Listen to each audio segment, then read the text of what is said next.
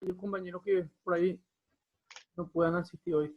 Vamos a continuar. Vos tuviste conmigo la clase pasada, ¿verdad? El viernes pasado. Sí, ¿Tú lo sí, tuviste? Vamos a sí, iniciar nuevamente. Vamos a tratar de terminar de la clase de la unidad 8. 8. Sí. A ver un poco si puedo minimizar. Ya. Bueno. Vos tenés tu material, ¿verdad? Tengo, profe. Un ratito voy a traer mi material y vamos a empezar la clase. Voy a tratar de... Pero estuvieron leyendo, ¿verdad? Recuerden que hoy íbamos a hacer preguntas para tratar Bueno, profe. de aclarar algunas cositas. Traigo mi material y un segundito, aguárdame. Ya vengo. Bueno, profe.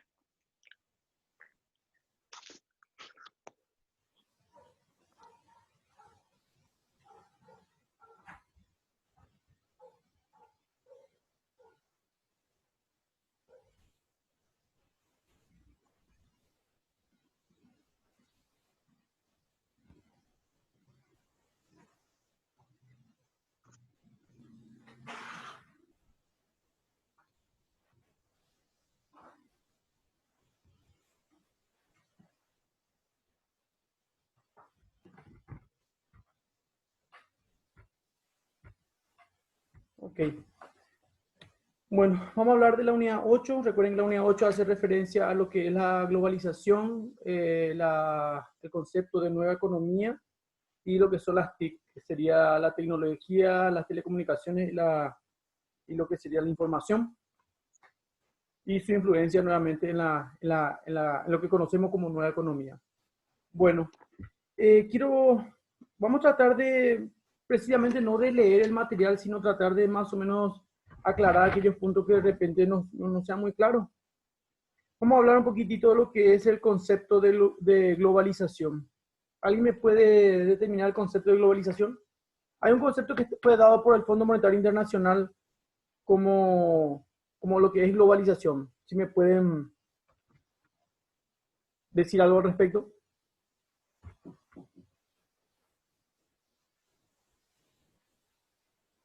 ¿Recuerdan o no?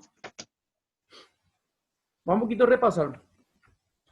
Dice acá, una de las definiciones más técnicas sobre el término de globalización, que fue dado por el Fondo Monetario Internacional, la identifica como la interdependencia económica creciente en el conjunto de países del mundo, provocada justamente por el aumento del volumen de la producción y por la variedad de las transacciones comerciales transfronterizas entre los diferentes bienes y servicios, así como los flujos internacionales de capital, estimulado por la difusión acelerada de lo que sería la tecnología y justamente la comunicación. Esta definición establece como una clara conexión entre la globalización y el creciente protagonismo entre las nuevas tecnologías. Entonces, para poder repasar esto, ¿qué significa globalización para el Fondo Monetario Internacional, que es una entidad muy importante que justamente presta dinero para poder fomentar el crecimiento económico de los diferentes países? Habla de una interdependencia creciente económica entre los países, tanto los países ricos hacia los países menos desarrollados y viceversa. ¿Por qué? Porque el volumen de producción y la variedad de lo que se produce se multiplicó tremendamente en los últimos años. ¿Qué llevó a que se multiplique justamente el volumen de producción y la variedad de la producción? La tecnología, las comunicaciones, la informática, hizo que se produzca mucho más rápido y un volumen mayor de producción. Entonces, la economía hoy en día ya es transfronteriza. ¿Eso qué quiere decir? Que para el comercio, para la economía, no conoce ya fronteras. Manejamos inclusive monedas económicas internacionales como el dólar, el cual nos permite comercializar entre países diferentes. Por eso conformamos bloques comerciales, como el Mercosur, por ejemplo, es un ejemplo, la Unión Europea y otros bloques comerciales. Recuerden que yo lo que pretendo en el probatorio es justamente que ustedes no precisamente manejen de memoria los conceptos, sino que entiendan, porque después ustedes van a tener la materia de teoría económica, y en teoría económica es mucho de interpretación para hacer ya gráficos. Entonces lo interesante sería no aprender de memoria y no tener una idea clara de lo que están estudiando, sino todo lo contrario, comprender, analizar. Entonces, cuando estén en teoría económica o más adelante, cuando tengan microeconomía o macroeconomía, les sea mucho más fácil interpretar los fenómenos económicos que ustedes van a analizar. Ahora, ¿quién me puede citar? Entonces, bueno, si tienen su material igual nomás, porque sé que de repente a lo mejor cuesta retener todo esto.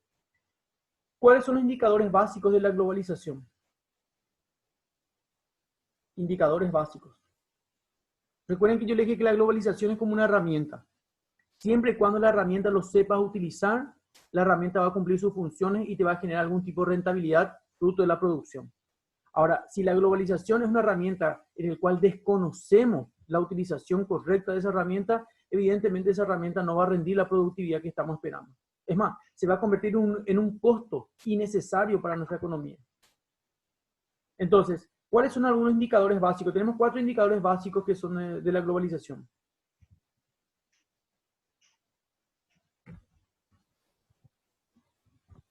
¿Alguien que quiera?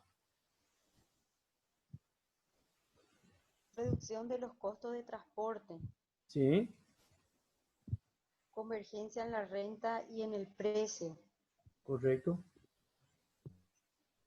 Aumento en el ratio comercial internacional y la difusión de una alta tecnología. tecnología, ¿verdad? Exactamente. Esos son, bueno, la idea es, ¿cómo yo sé que mi economía está utilizando esa herramienta tan importante que hoy en día es la globalización y la estoy utilizando de la forma que debo utilizarla? Entonces ahí tenemos indicadores. Si estos indicadores son positivos, si estos indicadores son de esta manera que vamos a describir ahora, entonces la herramienta lo estamos utilizando en forma correcta. Si no lo indica de esta manera, entonces quiere decir que lo estamos haciendo de una manera equivocada y evidentemente estamos pagando el precio de ser una economía todavía en vías de desarrollo. Hay una cosa que usted tiene que recordar desde el primer día de clase y yo le había comentado a ustedes. Los países ricos, los países desarrollados, son los países que están utilizando la globalización de una manera, como una herramienta, de una manera utilizada de forma correcta. Por lo tanto, cuando la economía es desarrollada, el nivel de producción es mucho más eficiente y el costo para obtener y para disfrutar de ese desarrollo económico es más barato. Por contrapartida, los países que están en vías de desarrollo, los países menos desarrollados, que todavía no utilizamos la herramienta de la globalización en forma correcta, todo se encarece, todo es más caro obtener. Por eso siempre digo, los países ricos, todo es más barato, todo está más accesible para ellos. Los países pobres, todo se encarece. Es como un paradigma, ¿verdad? En todo caso, pero por eso la globalización es una herramienta muy útil. Ahora, lo que habíamos nosotros analizado, porque vamos a hablar de las diferentes olas de globalización, habíamos analizado, yo le dije a usted que no precisamente los países que ya eran ricos son solamente los países que están utilizando la globalización en forma correcta. Tenemos países que fueron economías emergentes, se les llama. Países que hace no muchos años atrás eran economías bastante atrasadas, muy poco desarrolladas, pero que un cambio cultural, un cambio de pensamiento, hizo que de repente su sociedad utilizase la economía o la globalización económica de una manera mucho más eficiente y hoy, en el presente, puedan ser denominadas como economías emergentes. Economía emergente, por ejemplo, estamos hablando de potencias económicas nuevas, relativamente nuevas, podría ser la China continental, que era un continente rico en recursos, pero tecnológicamente hoy en día China es un país vanguardista, cosa que hace 50, 60, 70 años atrás no lo era. La India, por ejemplo, también, Pakistán y otros países asiáticos también son economías emergentes. Brasil fue en su momento también. Brasil tuvo más o menos a finales del siglo XX y inicio del siglo XXI, tuvo un pico de crecimiento tremendo y Brasil se posicionó entre los países industrialmente modernizados también. Aunque ahora está atravesando una recesión económica, pero es una potencia económica y indiscutible que en la región, dentro de lo que es América del Sur, es una economía, es una de las mayores economías que tiene la región. Por lo tanto, la reducción de los costos del transporte es un indicador básico de la globalización. Si viajar en un país es muy caro, bueno, ahí ya te indica cómo lo está utilizando la globalización. Por eso le dije a usted, en Paraguay todavía viajar es caro, es relativamente caro. Por lo tanto, nosotros todavía seguimos utilizando medios de transporte bastante todavía poco efectivos. Mientras en otros países se viajan de ciudad en ciudad ya en avión, nosotros también seguimos utilizando vehículos terrestres para poder desplazarnos. El transporte no solamente está relacionado con el medio, sino también con la vía. Mientras en los países desarrollados que hacen uso de la globalización tienen un gran porcentaje de rutas asfaltadas o de vías de circulación masiva, rápida y eficiente, países menos desarrollados como nosotros todavía tienen un porcentaje muy bajo de vías todo tiempo. Entonces ahí te das cuenta, esto es un indicador de cómo está utilizando la globalización, ya sea en forma positiva o forma todavía negativa. Por ejemplo, el aumento de los ratios del comercio internacional. Es sencillo. Mira, tenemos que mirar solamente algún país con algún tipo de puerto transatlántico que tiene o aeropuertos de circulación masiva de mercadería y de personas. Van a darse cuenta todo el potencial económico que mueve una economía. Mientras que de repente nosotros todavía tenemos un flujo comercial de exportación, pero en comparación con los países vecinos es ínfimo. Es ínfimo. Tenemos una gran desventaja que no podemos negar también. Somos un país mediterráneo, no tenemos salida al mar. Entonces, de repente, obviamente que nuestro flujo comercial internacional se ve limitado muchísimo por eso. Pero por contrapartida, al estar en el centro de la región de lo que sería América del Sur, somos un país de cruce en el cual podemos utilizar nuestro espacio aéreo y nuestra frontera terrestre justamente para el tránsito de mercaderías o de materia prima, el cual nosotros podemos utilizar, podemos cobrar inclusive lo que serían los impuestos, los gravámenes impositivos por el paso de mercadería y de personas inclusive. O sea, Paraguay tiene ciertas estrategias comerciales que pueden hacer uso de eso. Mucho tiempo se habló también de la ruta bioceánica, el cual Paraguay podría tratar de negociar con algunos países para tener un corredor bioceánico. ¿Qué quiere decir un corredor bioceánico? Un tramo de tierra en el cual nos permite a nosotros transportar directamente nuestra mercadería hacia las costas y de ahí obviamente embarcar nuestro producto para ser exportado a otros países. El tema es que al ser un país mediterráneo y no tener un corredor bioceánico que nos permita transportar nuestra mercadería, hace que nuestra mercadería tenga que pasar por fronteras extranjeras y pagar impuestos. Por lo tanto, esos impuestos tenemos que recargar al precio de nuestro producto y cuando nuestro producto llega al país, al origen, al destino, mejor dicho, perdón, al destino que sería el cliente, ya viene con un precio encarecido y por lo tanto nuestro producto no es tan competitivo. Otra cuestión muy importante también, otro indicador, habla de la tecnología. Nosotros tendríamos que tratar de, al ser un país tan rico en recursos naturales y al ser tan rico en tener una población, un alto porcentaje de la población de personas muy jóvenes, estamos hablando del 70% de la población de gente joven, tendríamos que tratar de industrializar nuestros productos y no solamente vender productos como materia prima bruta, sino vender nuestros productos ya con un valor agregado. ¿Qué quiere decir eso? Manufacturar nuestro producto, o sea, que sufra un proceso industrial, que no sea solamente materia prima bruta, sino que sea ya un producto transformado, un producto final de alta calidad para que nosotros podamos exportar eso al mundo y obviamente tener mayores remesas de divisas fruto de nuestra exportación. No tiene nada malo exportar materia prima, pero cuando el grueso de la exportación es materia prima, lo vendemos a un precio más barato. La materia prima es más barata que cuando el producto ya se transformó en un producto final apto para el consumo, para la inversión. Tiene un valor agregado mucho más alto y por lo tanto tendría un mayor margen de ganancia también. Bueno, vamos a seguir avanzando un poquitito. ¿Qué otro tema también estuvieron leyendo ahí? Porque tenemos bastante para... vamos un poquito a hablar de este tema, de lo que es el concepto de la nueva economía. ¿Leyeron el concepto de la nueva economía? ¿Alguien leyó el concepto de nueva economía?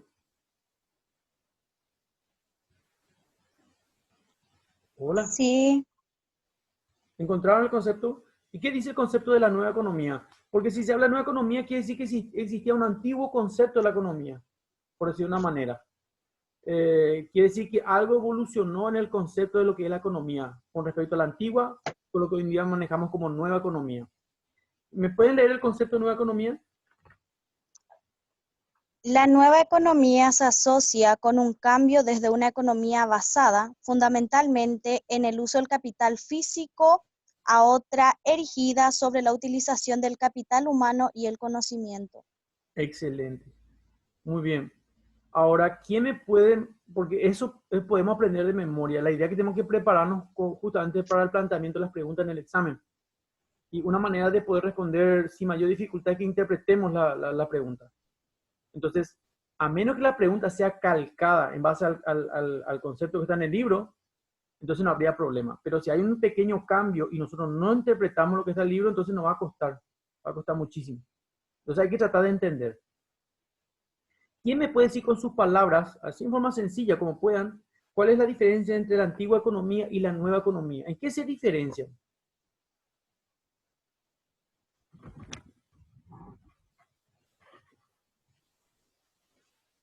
Voy a leer una vez más, como leyó muy bien la compañera, para que nos pueda ayudar un poquitito.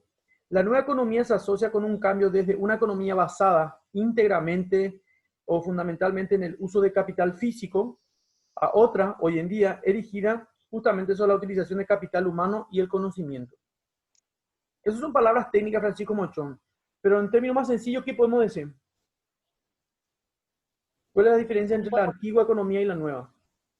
Bueno, básicamente, digamos, la nueva economía cambió las prácticas antiguas de hacer negocios, justamente debido a los nuevos progresos en tecnología y, por supuesto, la globalización. Excelente, el concepto está bien. Ahora, para reforzar, ¿en qué sentido? ¿En qué cambió? De que cambió, cambió. Y en lo que estoy tremendamente de acuerdo contigo es que se vio forzado a cambiar. A veces uno cambia en forma natural y a veces uno se ve obligado a cambiar. Y eso le pasó a la economía. La economía se vio obligado a cambiar. ¿Por qué? A diferencia de hace 50 o 100 años atrás, el comercio evolucionó muchísimo con las nuevas tecnologías. Fíjense que hoy en día los bancos, ya no existen más bancos donde el cual se puede hacer transacciones en forma, se requiere hacer transacciones en forma física, las transacciones se pueden hacer en forma virtual. ¿Recuerdan cuando tuvimos la unidad 7 de las funciones del dinero? Hoy en día el dinero no es solamente dinero físico, también existe dinero virtual, dinero plástico, que serían las tarjetas de crédito, transacciones comerciales, el internet, la red, nos permite hacer transacciones comerciales sin necesidad de recorrer largas distancias. Por lo tanto, la economía tuvo que evolucionar también, se vio obligada a evolucionar. Ahora, ¿en qué cambió? Vamos a aclarar. La antigua economía le daba mayor importancia o mayor relevancia solamente al volumen físico de producción. O sea que una economía era una economía desarrollada, una economía sustentable en base a la proporción de lo que haya producido. Era solamente volumen físico. Hoy en día, la economía nueva, la economía moderna, la que hace uso ya de la globalización, de la tecnología y las telecomunicaciones, le da importancia al volumen de producción. No deja de ser importante el volumen de producción, pero le da mucho mayor importancia, como dice acá, a la utilización del capital humano y el conocimiento. ¿Eso qué quiere decir? Y atiendan que Paraguay no se escapa mucho de ese concepto. Mi pregunta es, ¿por qué Paraguay ustedes creen, manejen este concepto, ¿por qué ustedes creen que Paraguay es un país tan rico en recursos? Paraguay no es un país estéril, es un país fértil. Sus tierras es fértil, tenemos agua dulce, pero en gran abundancia, tenemos minerales, tenemos tanta riqueza. Bueno, y mi pregunta es, si tenemos tanta riqueza, ¿por qué somos todavía un país en vías de desarrollo? ¿Cuál es el problema? Si tenemos cantidad de recursos naturales. La preparación. Ahí está el capital humano. ¿Recuerdan que una yo le dije a usted que había un dato un dato estadístico que se había lanzado hace no muchos años atrás, más o menos 3, 4 años atrás, pero que igual le asusta y no creo que haya cambiado mucho ahora, que solamente 3% de la población más accedía al estudio terciario. 3% de la población en edad de estudiar. O sea, de cada 100 personas que podrían ir a la universidad, solamente van 3. Y de los 3 hay que ver cuándo termina la carrera universitaria otra vez. O sea, mientras sigamos siendo una región, no solamente Paraguay, sigamos siendo una región en el cual se invierta muy poco todavía en el capital humano y en el conocimiento que adquiere ese capital humano. Por lo tanto, vamos a seguir siendo una región que todavía utiliza la globalización en forma, no en su máximo potencial, no en su máximo provecho. Por eso vemos de repente, Brasil es un país tremendamente grande y tremendamente rico en recursos. Pero si usted ve en Brasil y ven a otro país europeo, probablemente hay otro país europeo mucho más pequeño que tienen un Producto Interno Bruto mucho más elevado que Brasil. O sea que el verdadero potencial económico de un país solamente no se centra en el tamaño del país, sino se centra en algo que es mucho más importante. Se centra en el capital humano, en su gente, en la cantidad de información, la cantidad de inteligencia que tiene cada persona. O sea que vos podés tener un país grande en recursos naturales, pero poco, pobre en capital humano. Por lo tanto, va a ser un país casi condenado a un país en el subdesarrollo.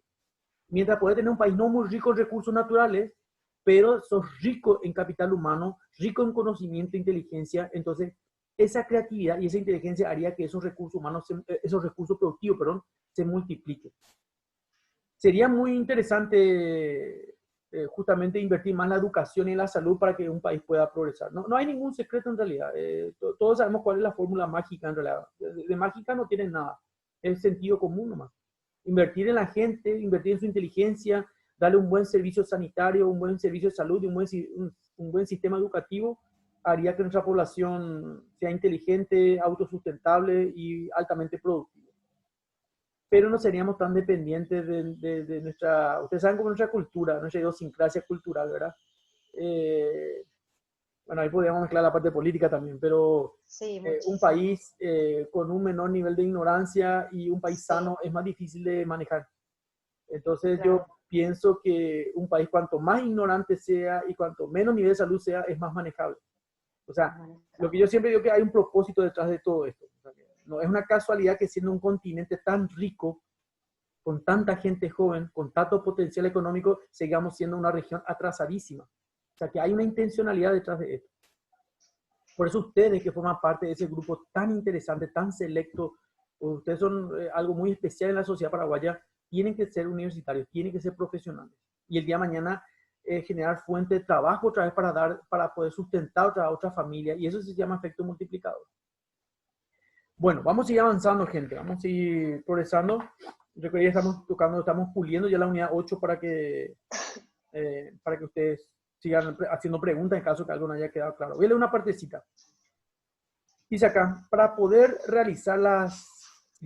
analizar, mejor dicho, las consecuencias macroeconómicas de la nueva economía, vamos a analizar sus efectos.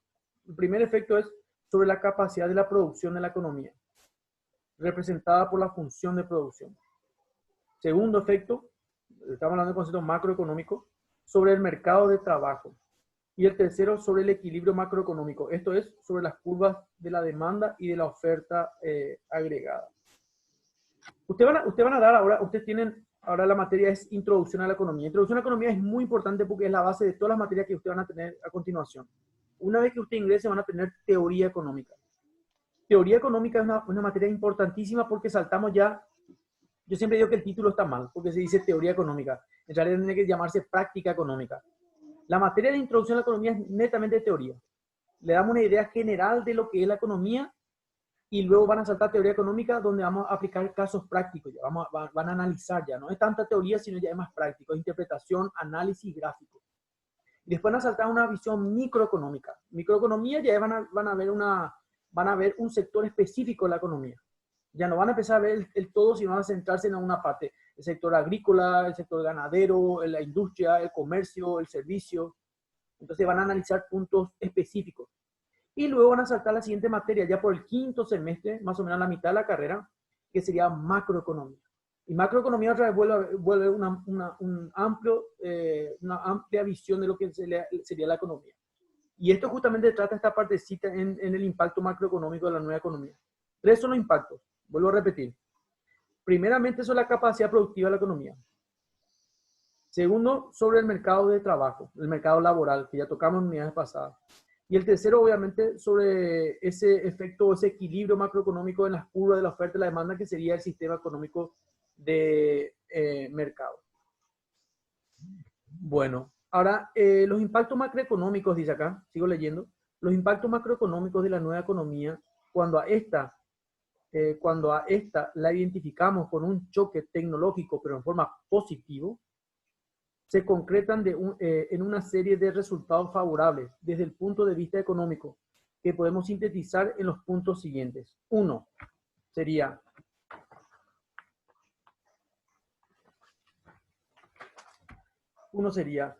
la economía experimentará una reducción de costos y de precios. Que le dije yo a ustedes, países ricos, no es casualidad que todo sea más barato.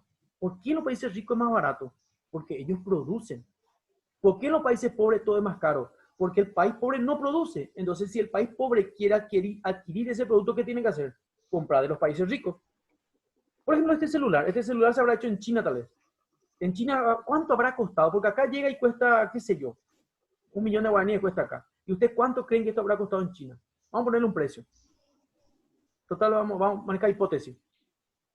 ¿Cuánto usted cree? 500.000. O menos, tal vez. A lo mejor en China tiene un costo de 250.000 guaraníes al valor monetario nacional.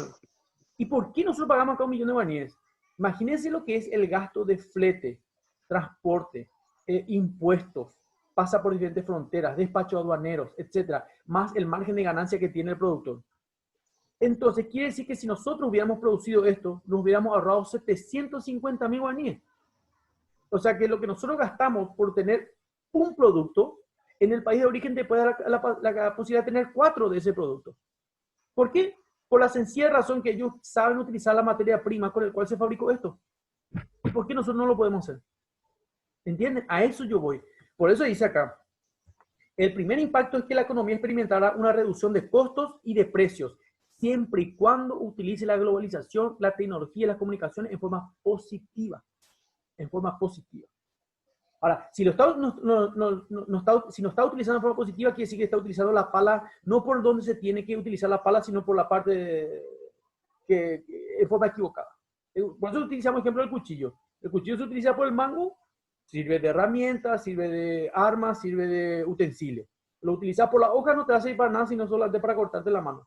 Y ese es nuestro problema en las economías atrasadas, en las economías hoy llamadas elegantemente en vías de desarrollo, que antes se nos decía economías subdesarrolladas. Entonces hay cosas que tenemos que cambiar. Y no siempre fuimos así. Eso a veces es lo que da un poquito más de rabia, porque hace menos de entre 100 y 200 años atrás, o menos tal vez estamos hablando, Paraguay era una superpotencia en la región económica. Paraguay era una economía emergente, era una economía desarrollada, era una economía autosuficiente, era una economía industrializada. Y la economía que se industrializa son economías capitalistas, tienen capital. Pero Antes de la guerra. antes de la Guerra Grande, antes de la Guerra de la Triple Alianza, Paraguay posterior a la colonia era un país, era una superpotencia económica. Nosotros producíamos nuestras propias herramientas, nuestras propias armas, nuestras propias industrias. El nivel intelectual del Paraguay era altísimo. Recuerden que hay un dato histórico de un historiador muy importante en Paraguay, un hombre muy joven, voy a averiguar el nombre para la próxima clase, donde decía que en esa época Paraguay tenía el mismo nivel intelectual que un país europeo, lo comparaba con Francia en cuanto a nivel intelectual, en cuanto al bajo nivel de analfabetismo que teníamos en aquel entonces. ¿Qué pasó? Le culpamos a la guerra, ¿verdad? Pero la guerra ya fue hace cientos de años. Entonces, ¿qué es lo que sigue pasando? ¿Y por qué entonces no terminamos de emerger? ¿Por qué? Y cuando éramos una superpotencia económica en la región, no teníamos también costas sobre el mar, éramos ya un país mediterráneo.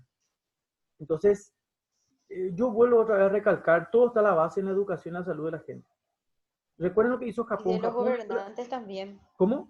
¿Cómo, Susana? De los gobernantes también. Claro, por eso siempre digo, un pueblo ignorante, un pueblo con un déficit en el nivel sanitario, es un pueblo fácil de controlar.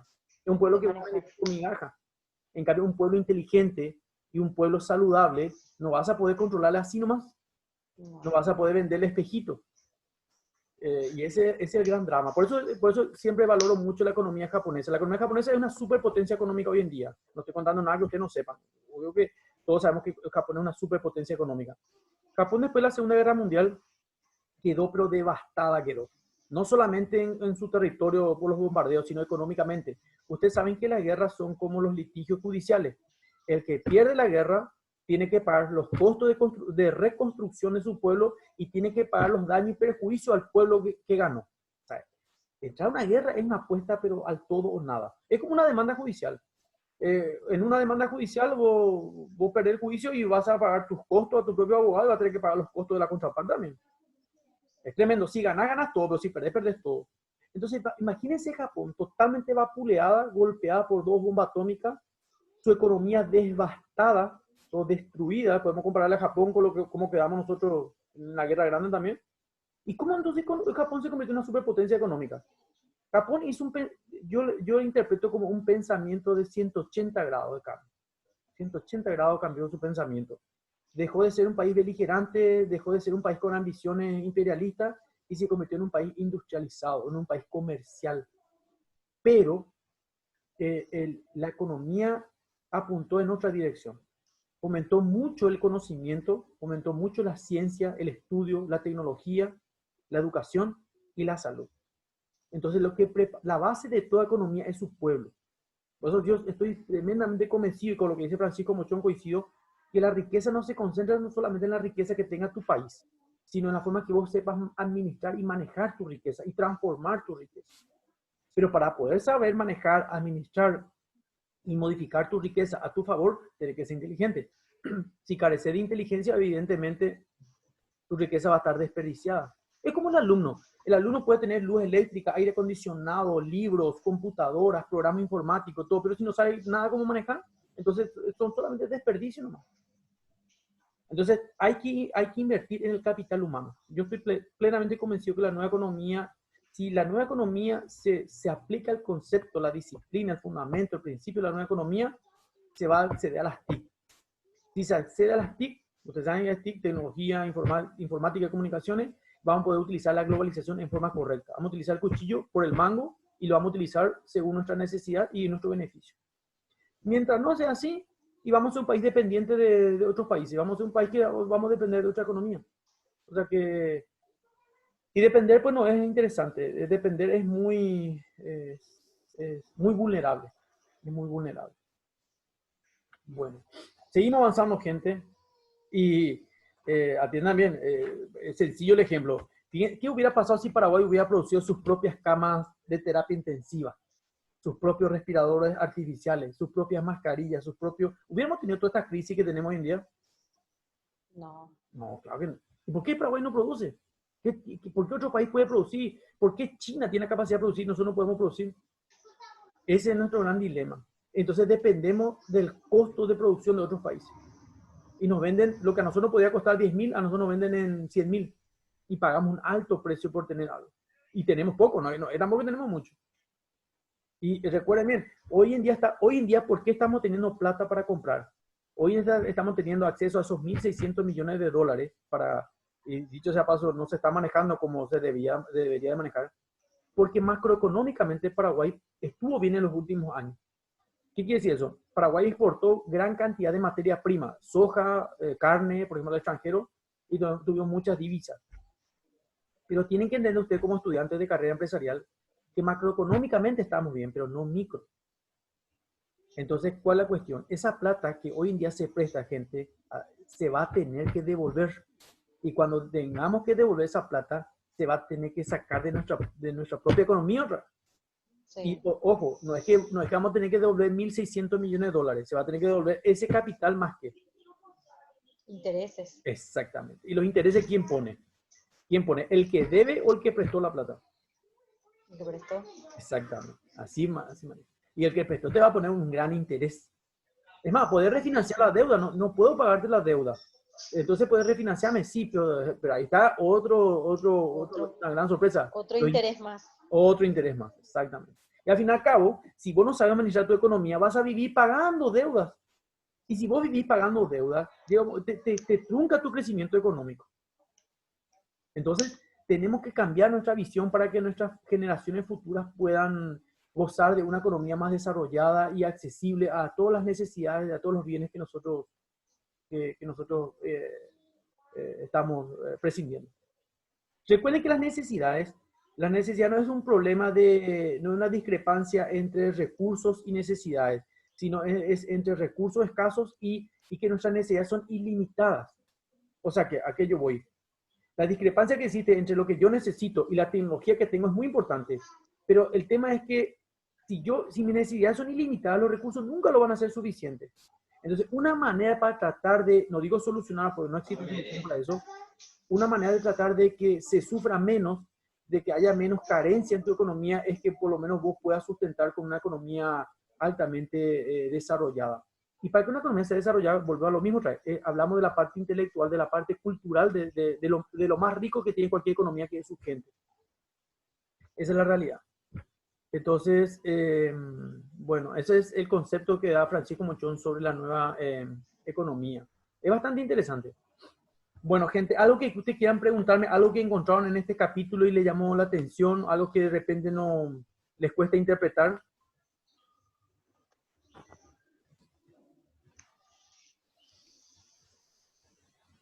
¿Mm? Vamos a hablar de las diferentes olas de globalización. ¿Cuántas olas de globalización hay? Porque la globalización no es algo que apareció ahora nomás. Nosotros creemos que con la aparición de la potencia económica asiática, creemos que esa fue la única globalización. Y los libros de historia registran 3 oleadas de globalización. O sea que el mundo sufrió, por lo menos en los registros históricos, 3 olas de globalización, 3 olas de expansión de la economía en el globo, del planeta. A ver, ¿alguien estudió eso?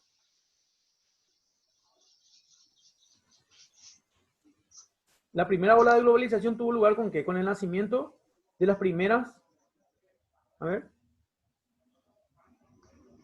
estamos hablando de las economías imperialistas, Europa.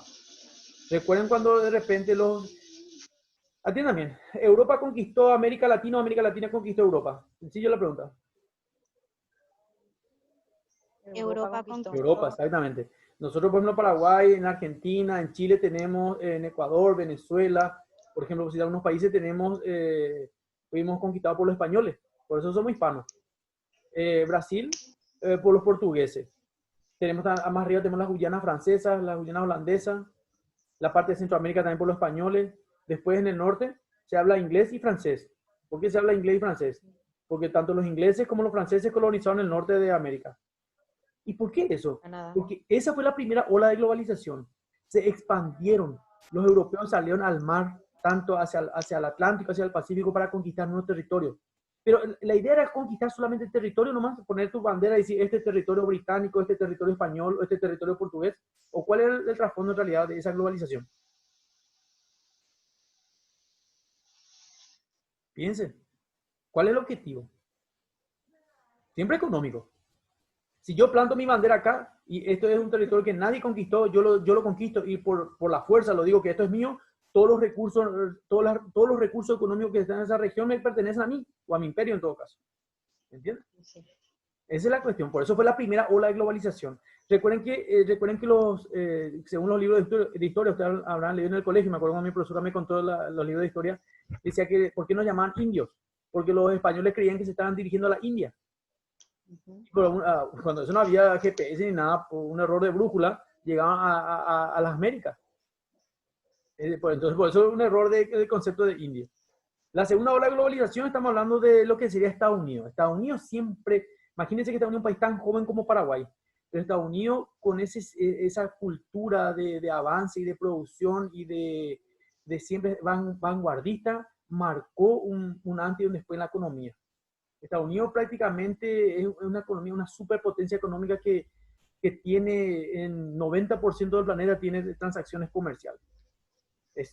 Por eso utilizamos el dólar como cualquier parámetro de unidad económica. El Producto Interno Bruto de los países se establecen en dólares, por ejemplo. Y la tercera ola de globalización hace referencia a lo que nosotros conocemos la denominación Anillo del Pacífico. ¿Qué es el Anillo del Pacífico? Esos países asiáticos que forman parte del Anillo del Pacífico. Que sería lo que nosotros hoy en día somos testigos. El Anillo del Pacífico empezó a trascender como economía emergente ya a finales del siglo XX, o sea, mediados del siglo XX y mediados del siglo XX hasta hoy en día siglo XXI. Estamos hablando de China, Japón, Corea, Vietnam, Singapur, Tailandia, todos estos países que fabrican y producen muchísimas cosas como todos los productos que nosotros estamos consumiendo. Esas son las 3 olas de globalización registradas en los libros de historia que se registran como datos de expansión económica y de regiones que utilizaban el concepto de nueva economía, de expansión, de crecimiento de la economía. Y con ello de las transacciones y de la complejidad de esas transacciones comerciales. Estas unidades son muy lindas. Las unidades 7 y 8 son casi muy históricas, y hablan de... Podemos inclusive mezclar con historia también, que es muy interesante. Bueno, gente, nos falta un minuto. Siento tremendamente que siempre estemos 3, 4 nomás porque somos más de 20 en el grupo. No sé no sé qué está pasando en el resto del grupo, pero bueno, ojalá miren los videos por lo menos para poder actualizarse. El viernes que viene continuamos con esta clase, cerramos ya y vamos a hacer ya una batería de preguntas para ir haciendo un repaso general. ¿Les parece bien? Está bien, profe. Dale, sigan leyendo y nos vemos el viernes. Dale, hasta el viernes. Dale, hasta el viernes. Gracias.